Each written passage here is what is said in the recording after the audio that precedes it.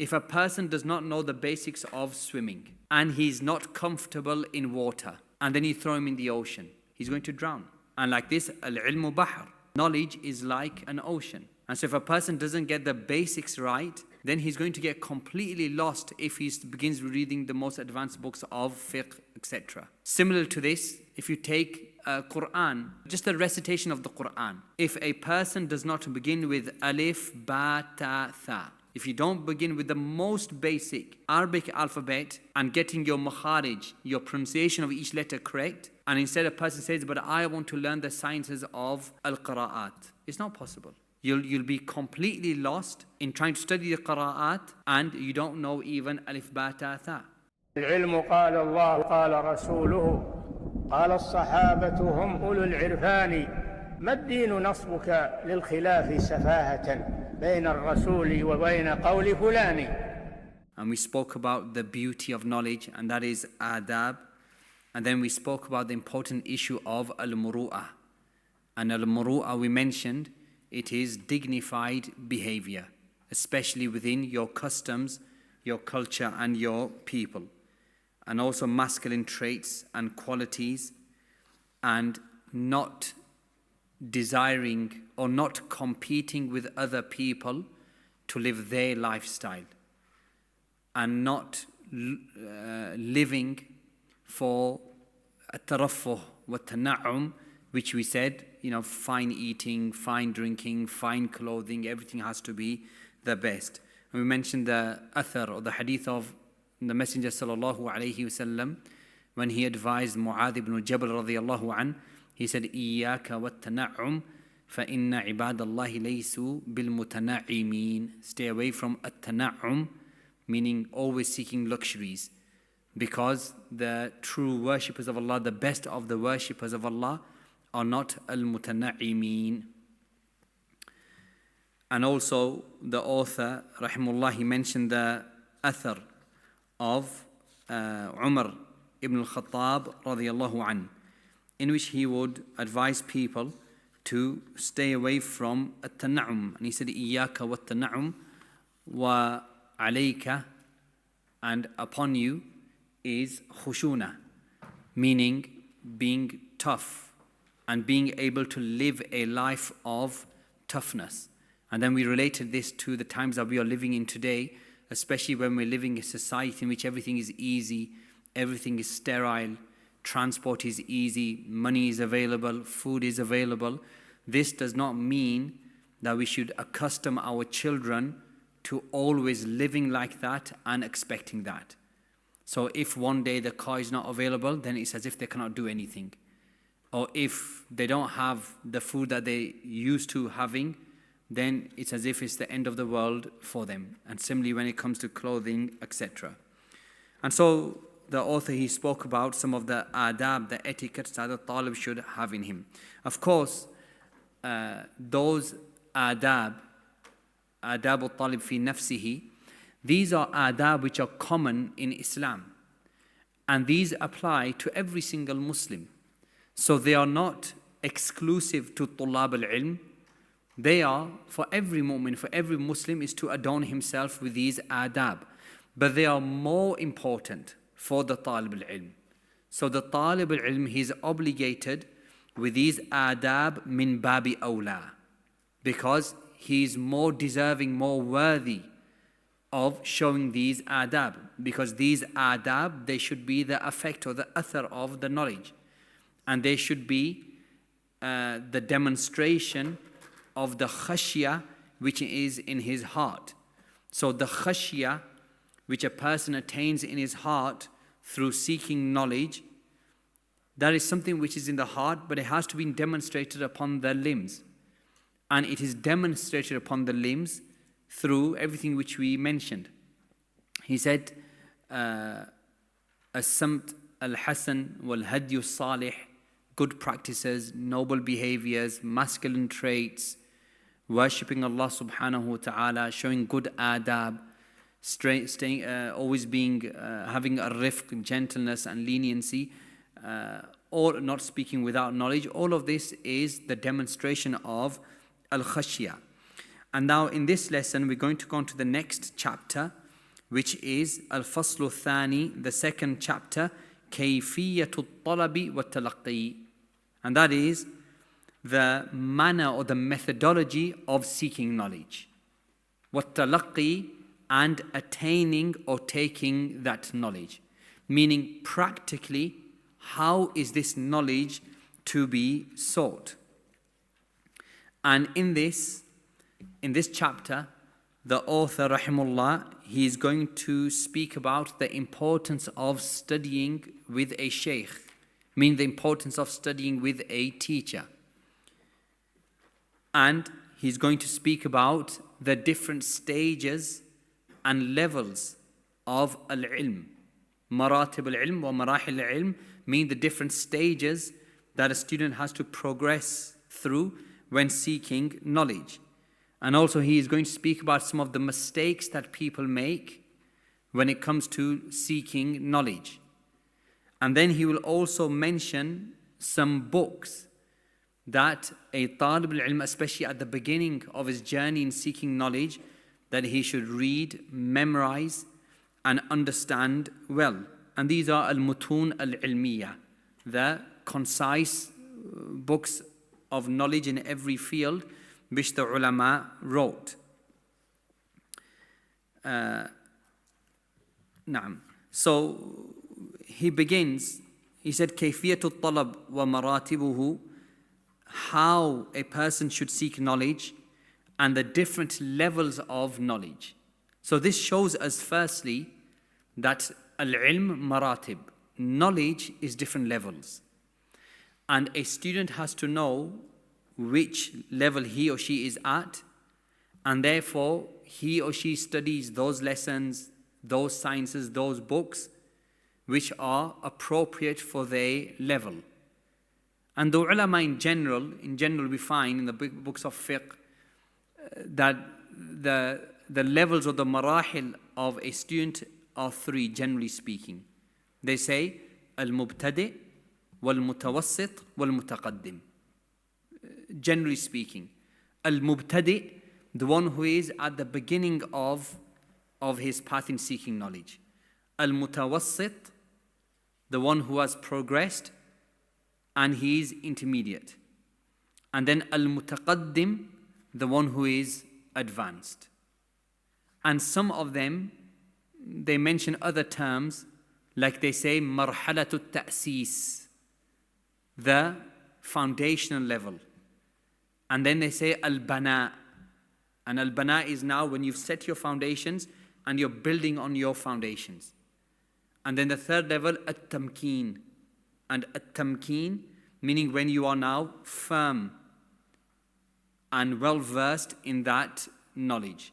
And they have other terminologies, generally speaking, based around this. So either it is al-mubtadi, wal-mutawassit, wal-mutaqaddim, or marhalat al-ta'sis or marhalat al-ta'sil, both terms are used, and then al-bana, and then at-tamkeen or at-tarjih, for example. And these are very vague categorizations. So why does the author want to tell us the importance of knowing how to learn knowledge? So your seeking of knowledge is not chaotic. You don't know where to start, which book to start from, who to study, what type of qualities you should look in a teacher, etc. And therefore we need to be taught how to seek knowledge and what is the journey in seeking knowledge. And so the author mentions the well-known saying, مَنْ لَمْ يُتْقِنِ الْأُصُولَ حُرِمَ الْوُصُولِ. مَنْ لَمْ يُتْقِنِ الْأُصُولَ حُرِمَ الْوُصُولِ. That the one who does not become proficient in the usul, and the meaning of usul here is the most preliminary levels of knowledge, the basic sciences of Islam. If you don't start with them and become firm in them and know and understand them well, حُرِمَ الْوُصُولِ. Then in terms of advancing and progressing, you're not going to be able to do so. So you have to start with usulul ilm, and then you go on towards furu'ul ilm. So there are two types of knowledge, al-usul wal-furu'. And al-usul are the most primary sciences of knowledge. And al-furu', we call them masail, meaning the subsidiary matters, those finer details of knowledge. So if a person does not know the usul, as an example, if a person does not know the basics of swimming and he's not comfortable in water, and then you throw him in the ocean, he's going to drown. And like this, al-ʿilmu bahr, knowledge is like an ocean. And so if a person doesn't get the basics right, then he's going to get completely lost if he begins reading the most advanced books of fiqh, etc. Similar to this, if you take Qur'an, just the recitation of the Qur'an, if a person does not begin with alif, ba, ta, tha, if you don't begin with the most basic Arabic alphabet and getting your makharij, your pronunciation of each letter correct, and instead a person says, but I want to learn the sciences of al-qira'at, it's not possible. You'll be completely lost in trying to study the qira'at and you don't know even alif, ba, ta, tha. So man lam yutqin al-usul hurim al-wusul. And what is the slowest phase of knowledge? At-Tasees, at-Tasil, the beginning. And because if you get that right, then everything else becomes easier. And then he mentioned the second saying, Man rama al-ilma jumlatan dhahaba anhu jumla. Man rama al-ilma jumlatan dhahaba anhu jumla. Meaning, Man rama al-ilma jumla, whoever tries to take in knowledge wholesale in one go, then it will also depart him in one go. Because he did not spend years in learning, memorizing, refining, revising. He just wanted to do an intensive course. He wanted to study Aqidah in one day, fiqh in a week, tafsir in a single module. It will also leave him very quickly. And this statement, Man rama al-ilma jumlatan dhahaba anhu jumla, whoever takes knowledge in one go, wholesale, it will leave him in wholesale. This statement is narrated to az-Zuhri rahimahullah. And he is Muhammad ibn Shihab az-Zuhri, or Shihabuddin az-Zuhri.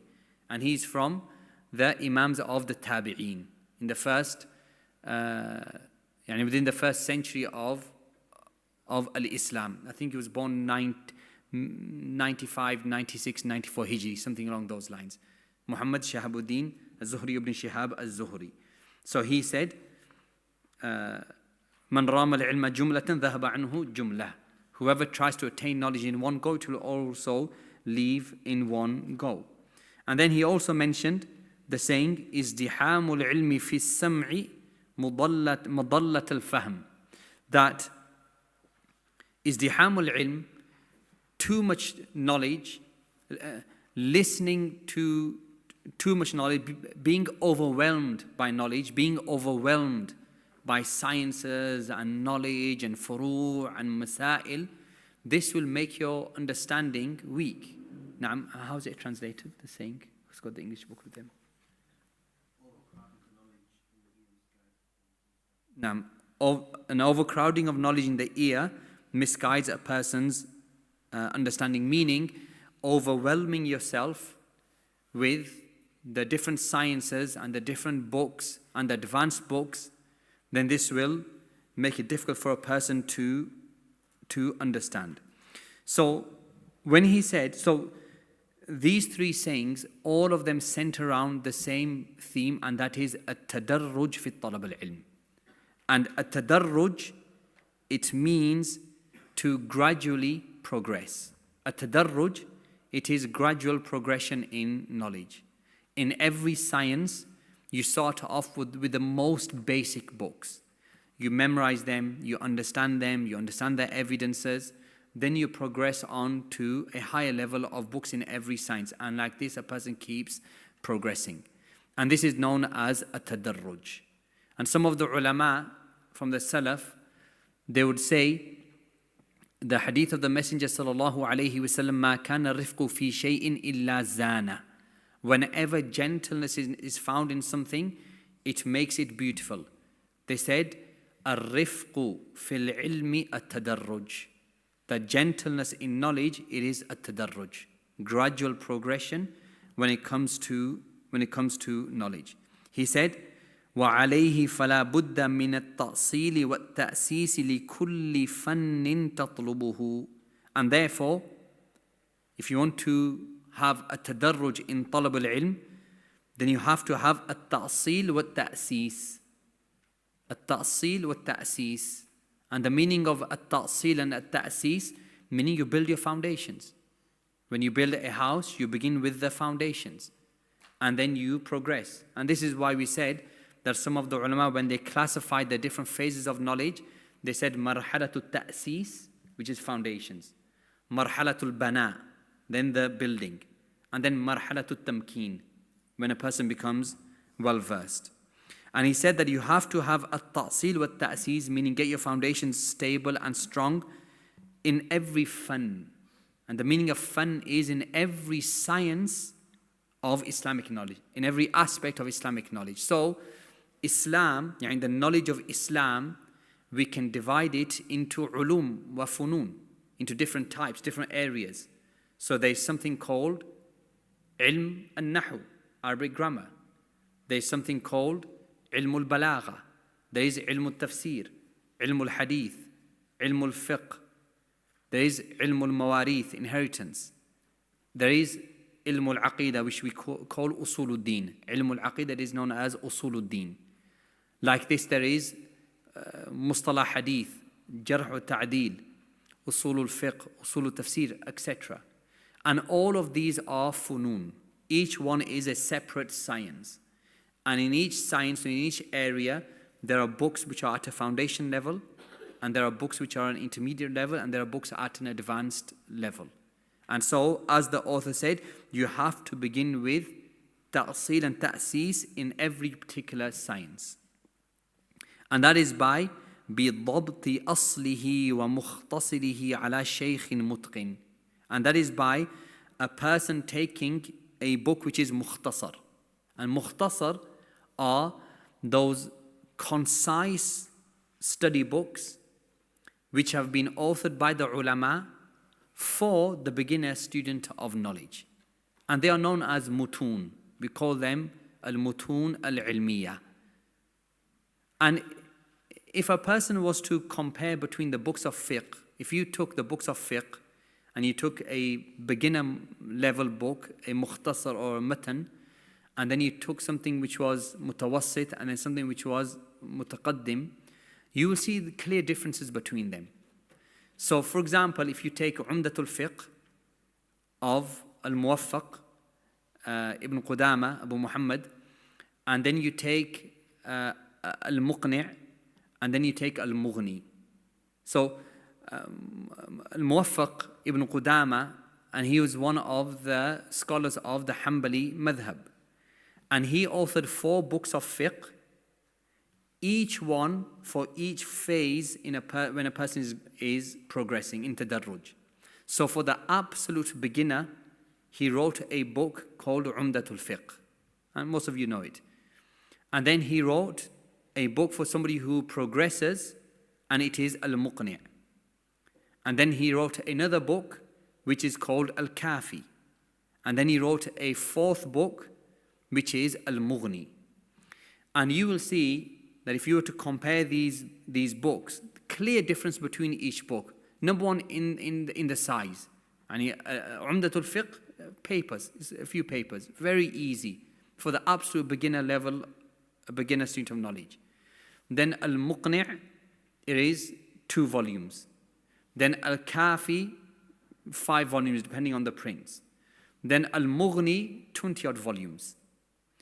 You'll see in Umdatul Fiqh, the majority of Umdatul Fiqh is what? There may be some basic definitions.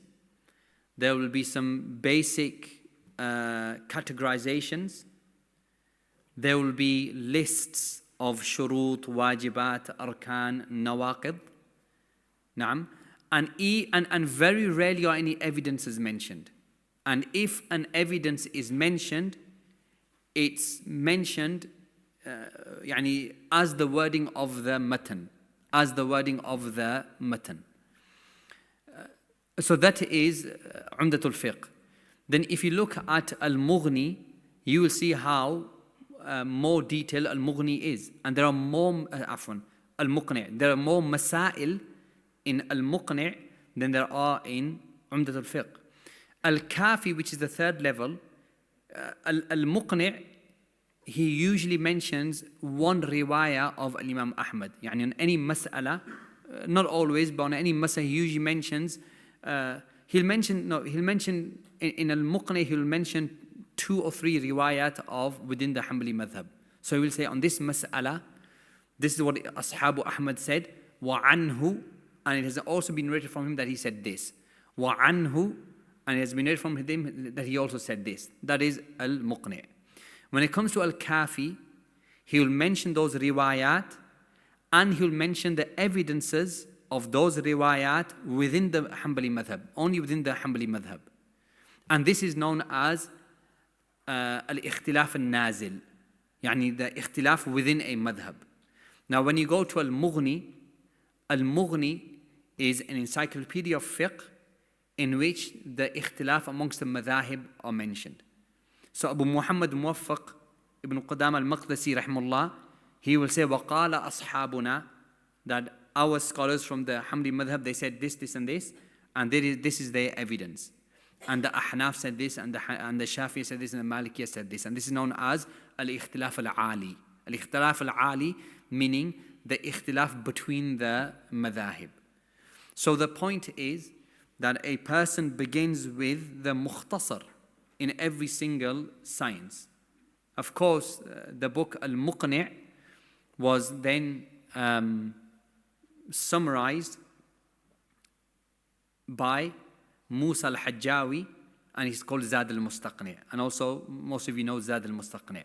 And Zad al-Mustaqni', also for the beginning student of knowledge, he mentions in Zad al-Mustaqni', the author in the introduction, al-Hajjawi, he said, فَهَذَا مُخْتَصَرٌ في الفقه على مذهب إمام أحمد على قول راجح. This is a summarized, concise text in the madhab of Imam Ahmad على قول راجح. Just one single view which I held to be correct within the Hanbali madhab. Now, it is similar, for example, to make it relevant, like let's say you've got an exam to prepare for. What do? You summarize all of your notes into small revision notes. Now, all of that is condensed into notes. And this is like the mukhtasar or the matan, without masail, without details, without many evidences. And the point of the mukhtasar is that at least in your mind you have memorized that the shurut of wudu are this and this many. And the arkan of wudu are 6 and they are this. And the sunan of wudu are this many and they are these. And those matters which break a person's wudu are X amount. Naam. So you memorize this. Now when you go on to the furu', the kutub al-furu', which mention the various masail, then there will be difference of opinions. Does vomit break a person's wudu? What are the evidences and the reasoning for the various fuqaha who said yes or no? Same with blood, same with bodily discharge, etc. So that is where the ikhtilaf comes in. But if you haven't even memorized that these are arkan al-wudu, these are shurut al-wudu, these are sunan al-wudu, these are nawaqid al-wudu, the things which break the wudu, then that will become even more complicated for you. Of course, when the author is talking about the importance of at-tadarruj, because before all of this, I should have mentioned at the beginning, there are 2 levels of knowledge. There is ilm, which is fardu ayn, and there is ilm, which is fardu kifaya. Ilm, which is fardu ayn, is knowledge which is an obligation upon every single Muslim. Every single one of us here, men and women, old and young, we have to know some level of knowledge. We have to have some level of knowledge regarding Islam. We cannot be completely ignorant about al-Islam. And what is that? Yani what is the knowledge which is fardu ayn?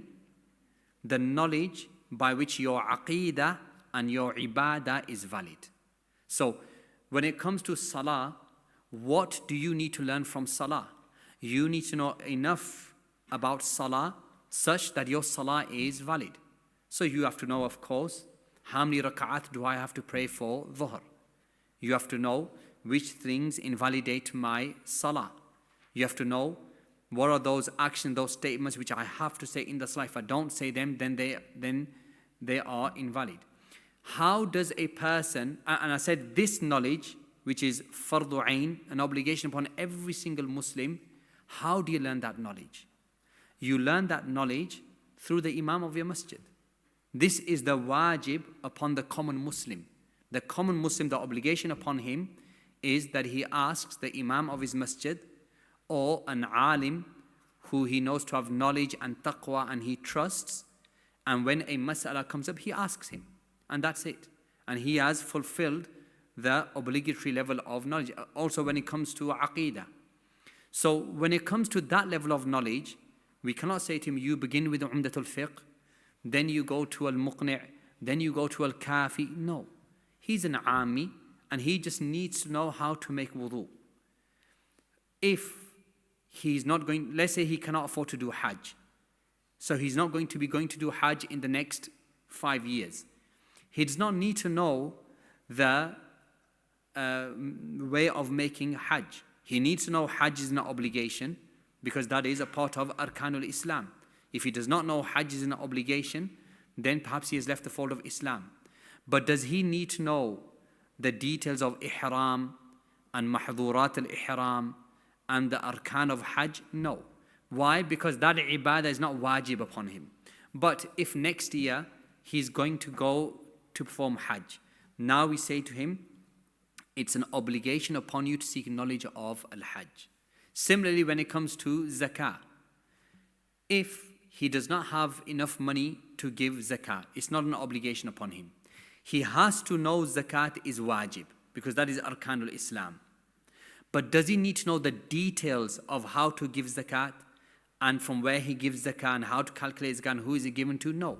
Why? Because it's not an obligation upon him. He doesn't require it in his daily life. But now he has enough money and he knows zakat is going to be wajib. Now he has to begin learning. Who do I give it to? How do I calculate it? What is the nisab? What are the conditions? Who is deserving of my zakat? Etc. So what is the knowledge which is an obligation upon every single Muslim? The knowledge which a person requires for his aqeedah to be valid and his ibadah to be valid. Then there is al-ʿIlm, which is fard kifaya. And that is an obligation, but not an obligation upon every single Muslim, but an obligation upon certain Muslims, the tulābul ilm, the scholars. So when the author is talking about how do we seek knowledge, what are the phases of knowledge, what are the books that we should learn, he's talking about for the tulābul ilm. Otherwise, as I mentioned, the common Muslim, he asks his imam, and he is upon the madhab of his imam, and he reads the fatwa of the ulama. So we cannot say to the ammi that if you don't memorize kitab al-tawheed, you do not know tawheed. No. All he has to do is worship Allah subhanahu wa ta'ala tawheed. That is his obligation. Let's say you had a common Muslim, he does not know the definition of tawheed, does not know the definition of tawheed. He does not know that there are 3 types of tawheed, tawheed al-rububiyyah, uluhiyyah, asma wa sifat. These are the definitions of each category of at-tawheed. Let's say he knows none of this, but he dies upon worshipping Allah alone. Is he a muwahhid? He's a muwahhid. Let's say he never read Kitab al-Tawheed in his life, or Usul al-Thalatha, or al-Qawaid al-Arba'. Does that affect his Tawheed? It does not affect his Tawheed. The Ammi has to know his Aqeedah, and he knows it through asking a person of knowledge who he trusts, and the scholar is pious, and he's upon the madhab of his imam, as I said, and he worships Allah upon at-Tawheed. It doesn't mean that he has to memorize this text and know these classifications and memorize these definitions. So what we're talking about now is the Talib al-Ilm, which is fardu kifaya, that level of knowledge. Where does he begin? How does he study? So this is why he said that you begin by getting your foundations right in every single fan with a mukhtasar, a matan, a concise book in that particular science, and then you progress. And that you study with shaykhin mutqin. You study with a teacher or a shaykh who is well versed in his knowledge. And also this, studying with a shaykh who is mutqin, even this is relative. So this is dependent upon the fact that there are ulama in your area who are well grounded in their knowledge. But let's say, for example, we're living in Nelson, we're living in the UK, and we don't have amongst us kibar ulama, fuqaha. Then you study with who you can find, a talib al-ilm who has studied, who's got knowledge, who's upon the correct aqidah, who you consider to be a person of taqwa. You study with that person. He said, لا بالتحصيل الذاتي وحده, and you should stay away from individual learning, secluded learning. Meaning, I'm not going to take from the scholars. I am going to open the book of hadith and I'll deduce my own rulings. Or I am going to study from books, not from the ulama. The practice, the tradition of Islamic knowledge, especially for the past 1,000 years, especially after the madhahib appeared, the tradition of the Islamic knowledge has always been izdiham al-ulama, that you study with ulama, you study with teachers, and you begin with a mukhtasar or a matan, a concise book, and then you progress. Naam. But of course, if a person is in an area where there is no shaykh and there is no mukhtasar, but he has with him an explanation of, let's say, Ibn Uthaymin of Kitab al-Tawheed, he studies, and he doesn't say, look, I should stay away from individual learning. So we're talking about an environment when there is a talib al-ilm, there is a shaykh, you can study with him, alhamdulillah. Also when it comes to social media, YouTube, the asl is not YouTube. But let's say if there's no talib al-ilm, there's no masjid where you can study, and you cannot, for example, travel, then you utilize social media. There are so many lessons of ulama, live, recorded, streamed. A person benefits from them. So it's according to what the environment it allows. He said, آخذا الطلب بالتدرج, as we mentioned, that you have to have a tadarruj. And a tadarruj, it is الرفق في طلب العلم. وَرِفْقُ مَا كَانَ فِي شَيْءٍ إِلَّا زَانَ. And then the author mentions evidences for tadarruj in the Qur'an. He said, the saying of Allah subhanahu, وَقُرْآنًا فَرَقْنَاهُ لِتَقْرَأَهُ عَلَى النَّاسِ عَلَى مُكْثٍ وَنَزَّلْنَاهُ تَنزِيلًا. Allah subhanahu said that a Qur'an فَرَقْنَاهُ, when we revealed it in portions. Ayat by ayat, over 23 years of the life of the Prophet sallallahu alaihi wasallam. Why? لِتَقْرَأَهُ عَلَى النَّاسِ عَلَى مُكْثٍ, so you may recite it to the people in periods, in intervals. وَنَزَّلْنَاهُ تَنزِيلًا, and we revealed it in parts. Ayat, like I said, over the 23 years of the Prophet, of the life of the Prophet sallallahu alaihi wasallam. Also Allah subhanahu mentions Surah Al-Furqan, وَقَالَ الَّذِينَ كَفَرُوا لَوْلَا نُزِّلَ عَلَيْهِ الْقُرْآنِ جُمْلَةً وَاحِدًا.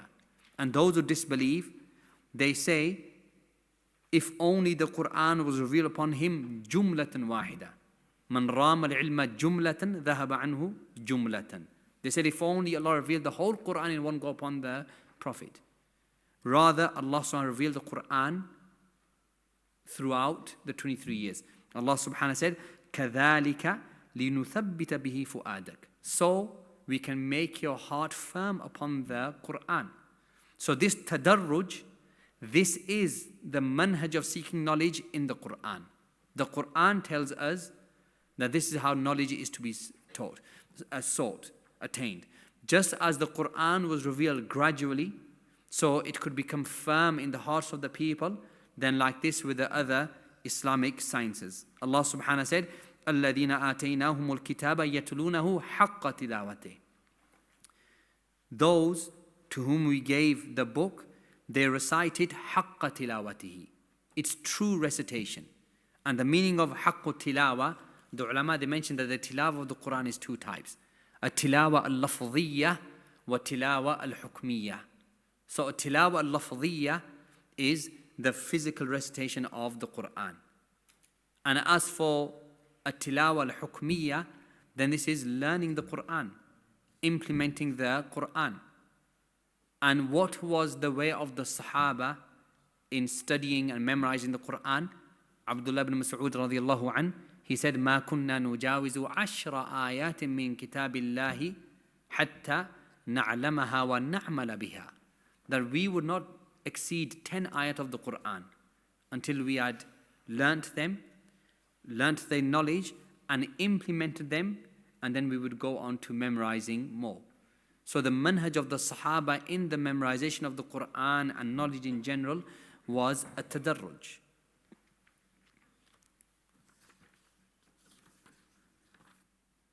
And so he said, and so that a person studies with a shaykh who is mutqin and stays away from at-tahsil al-dhati, meaning a person who wants to study alone from books without a shaykh. And the presence of a teacher, studying with a teacher or a shaykh, there are other benefits. Firstly, it saves you a lot of time. Because that teacher, that shaykh, the knowledge or the lesson that he gives of 30 minutes, it's a product of 4 hours of research. You are only seeing the fruits of the labor. You're not seeing the labor. So he has saved you 4 hours of time by giving you the fruits of his labor. So firstly, you are saving a lot of time. In addition to this, there is the angle of tarbiyah. Because we said that we have to have at-ta'aleem wa tarbiyah. Ta'aleem is knowledge, at-tarbiyah is adab and cultivation. And subhanallah, I'll mention this as a side benefit. One of the mashayikh from Saudi Arabia, when he visited here, well-known shaykh, and we were discussing da'wah and how da'wah is in Britain, how da'wah here is different to the Muslim lands, different to Saudi Arabia, why some of the problems here occur amongst the du'at and tulab al-ilm. He said, what I have seen is that you as a community, not me, as a community, you are doing excellent work when it comes to ta'aleem. The number of lessons, lectures, events, conferences. When it comes to teaching, you're doing excellent. He said, when it comes to tarbiyah, there's nothing there. There's nothing for a tarbiyah. And then he said that the mashayikh who were at the level of Shaykh Ibn Baz, or those who were older than him, those who were senior than him, their ta'aleem, their knowledge was only for their senior students. They would have a class for their senior students, and they would only teach their senior students.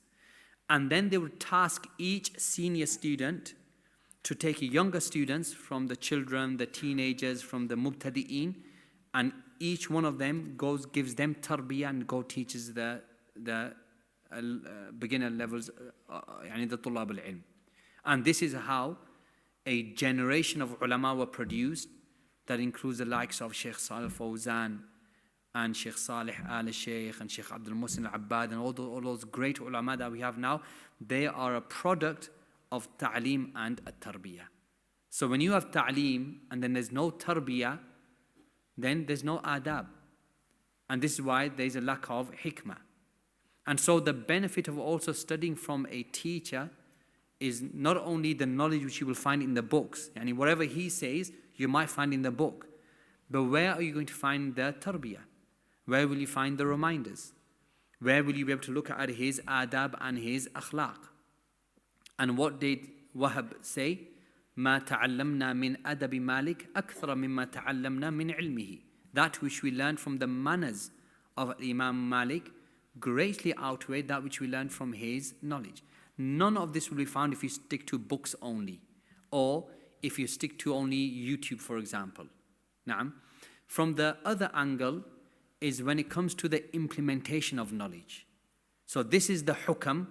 How is that hukam implemented?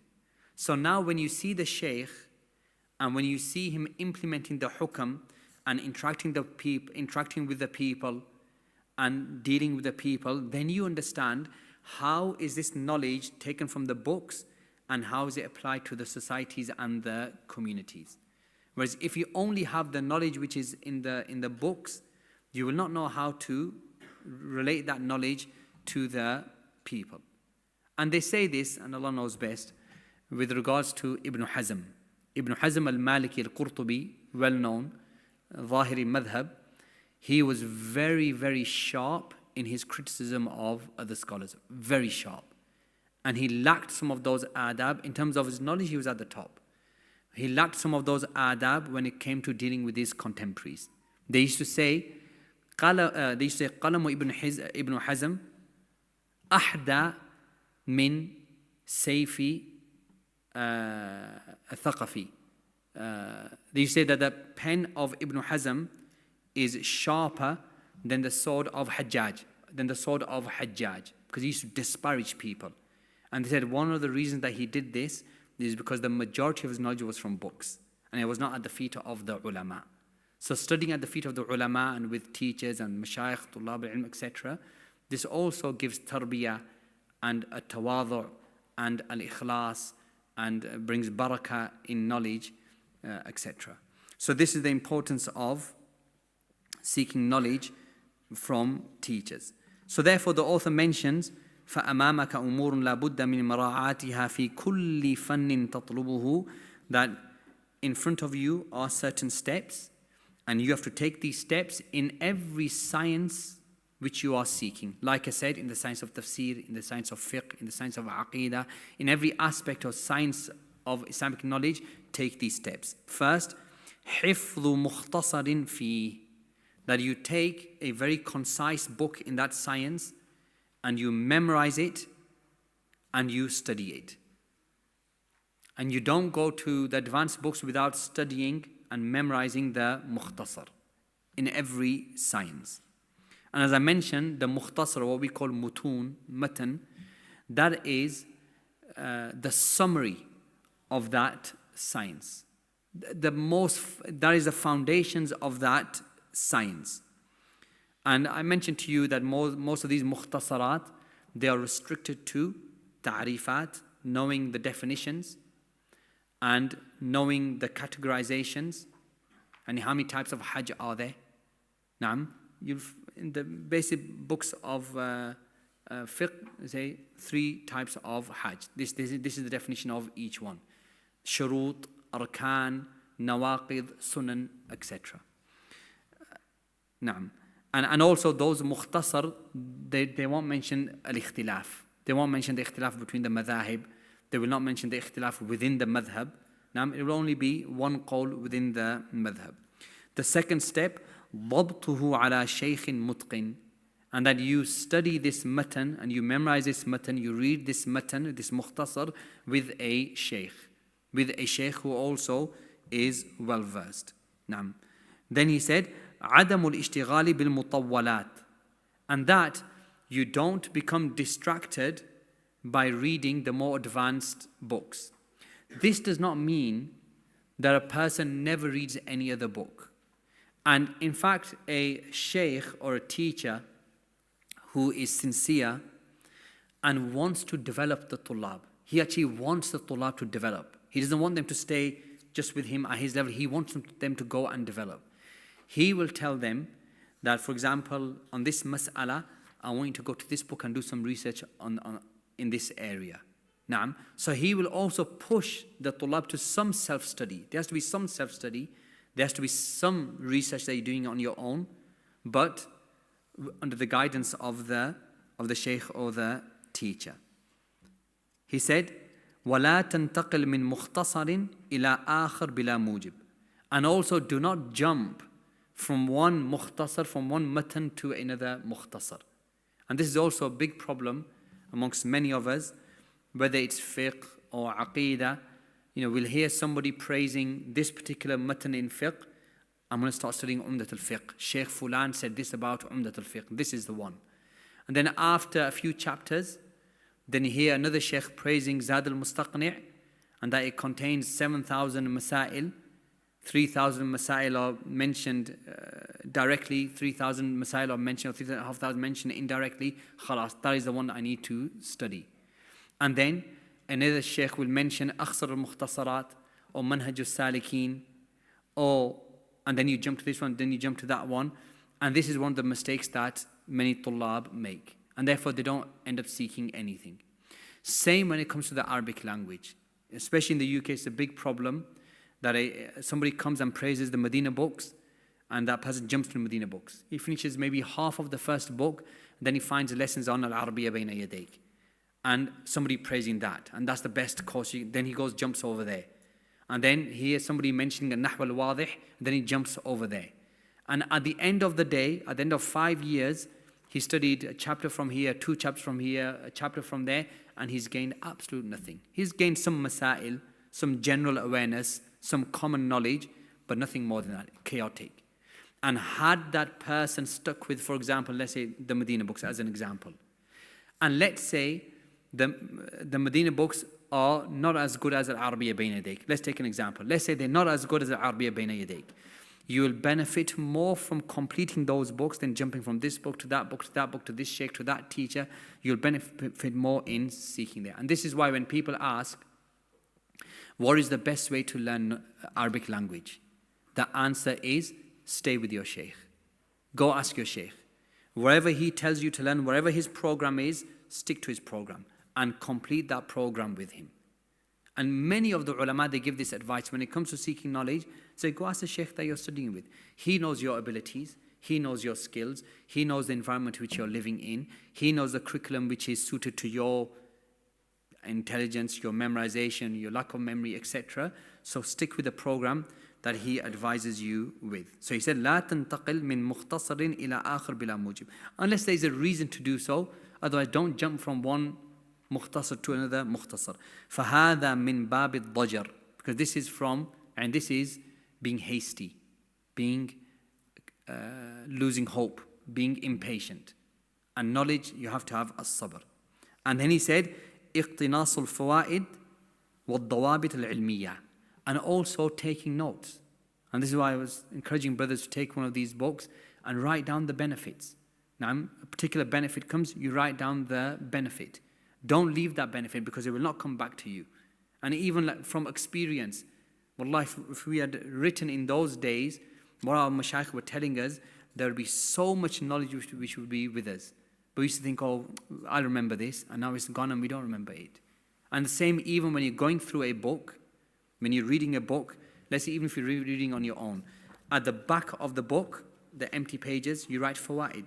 So you come across a particular fa'idah, page 76, this is the fa'idah, return back to it. Or in a separate daftar, and you write your fawaid in a separate daftar. And then you reference the page or the book. And all you will know is, I remember reading the mas'ala in Ḥilyat Ṭālib. I can't remember where the mas'ala was. I remember the mas'ala is in there. You go to the back and you've got your fawaid, you know exactly where the mas'ala is. So he said, writing down the fawaid and the dawabit. And the dawabit or fawariq also are usul, principles, and things which differentiate this from this. And these are very, very beneficial. These are very beneficial. For example, there is a qa'idah in fiqh, and that is al-bana' al-yaqeen ma'a al-shak. That whenever there is any doubt, you go back to what you knew with yaqeen. If you write this down, if you understand it, this will help you in so many aspects of ibadah. Naam, I knew. How many times have you been asked this type of question? I made wudu at dhuhr time, then I can't remember whether I broke it or not. Naam. I know I prayed second rak'at. I can't remember if I prayed my third one or not. I was making tawaf. I know I made 3 rounds. I can't remember whether this is my 4th or my 5th. Now, in all of these, there is a simple qaida, single ضابط or qaida fiqhiyya, and that is that you build it upon al-yaqeen when there is any shak. Also, the mas'ala which came across the other day when we were studying al-janaiz, and we mentioned, does a person need to have a niyyah to wash the body of the deceased, or does a person need to have a niyyah when removing an impurity from the thobe? Now, we said when it comes to wudu, you have to have a niyyah because it's ibadah, and for ibadah you have to have niyyah. Okay, also when you're removing impurities, this is also a form of ibadah. So when you put your thobe in the washing machine, do you have to have the niyyah that I'm going to now pray in this thobe? Otherwise, that is not correct. And we said no. The ulama, they differentiate between رفع الحدث وإزالة النجس. So they said when it comes to رفع الحدث, you have to have a niyyah. When it comes to إزالة النجس, there is no need for a niyyah. Now, when it comes to making wudu or removing yourself from a state of impurity, you have to have a niyyah. If there's no niyyah, that ibadah is invalid. When it comes to removing impurities, then there's no need for a niyyah. What is the dhabit? And what's the differentiation, the differentiator between them? They said that this is from bab al-af'al and that is from bab al-turuq, al-tark. So here, you are proactively doing something. You are making wudu, you are etc. You have to have a niyyah. Now, when it comes to bab al-tark, when you're preventing yourself from something, like a najasa, there's no need for niyyah. Naam. And do I have to have a niyyah so I don't step onto the najasa so I can pray? No, because it is a-tark. A-tark la yahtaj ila a-niyyah. But bab al-fi'l requires a niyyah. The point is, as an example, these are just examples, that these are the dawabit, the qawa'id, they should be writing down.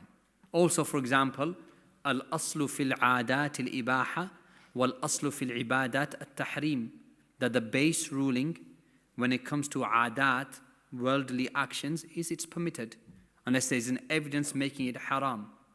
The base ruling when it comes to ibadat is it's haram. You're not allowed to do any ibadah unless there is an evidence which legislates it. Now, this dhabit or this qaida, if you knew it, memorized it, wrote it down, understood it, it would clarify so many issues. Now, and this is why you hear flimsy arguments of people who are committing bid'ah, and they'll say, but then why do you fly in an airplane? Where's the evidence for using a microphone? Because they did not understand what the fuqaha said. Al-aslu fil 'adat al-ibaha. When it comes to technology, when it comes to worldly actions, you can do anything that you want unless there is an evidence making it haram. Al-aslu fil ibadat at-tahrim. But when it comes to ibadat, every ibadah is haram unless there is an evidence which legislates it and makes it a part of al-Islam. So this is the benefit behind noting down benefits and dawabit and usul and qawa'id, etc. Then he said, وَجَمْعُ النَّفْسِ لِلطَّلَبِ وَالتَّرَقِّي فِيهِ. And also that you have to place all of your focus in learning and advancing, revising. When it comes to Arabic, whatever you do in the lesson, you have to do twice as much at home. If you think that you will be able to learn the Arabic language by just a 1-hour class in a week, just on Mondays, you study Arabiya Bayna Yadayk with Dawood, just that 40 minutes. And you think just that lesson you're going to learn Arabic, it's not possible. Arabic is easy, walhamdulillah, but it requires effort. And that means that at home, you learn, you place twice as much time that you did place thing. And that's why people say, I've been studying Arabic for 6 years, I've not learned anything. But you only did 40 minutes and in the whole week. How are you going to learn the Arabic? But when you start putting twice as much work at home, and that's your own self-study. It might be homework, but it might be you taking a book, getting a dictionary, trying to translate it, writing down words, memorizing them, memorizing their translation, memorizing phrases. This is how a person progresses. Naam. So we'll suffice with that, inshallah. So the main benefit in today's lesson is the importance of a tadarruj. That when it comes to knowledge, it has to be gradual progression. And in the next lesson, the author will speak about the different mutun that you should begin with. Meaning, as a Talib al-Ilm, when it comes to hadith, which matan should you begin with? In aqidah, which matan should you study first? In fiqh, which mukhtasar matan should you study? And there's also pointers when it comes to that. We'll discuss that in the next lesson. هذا والله أعلم وصلى الله على نبينا وسلم.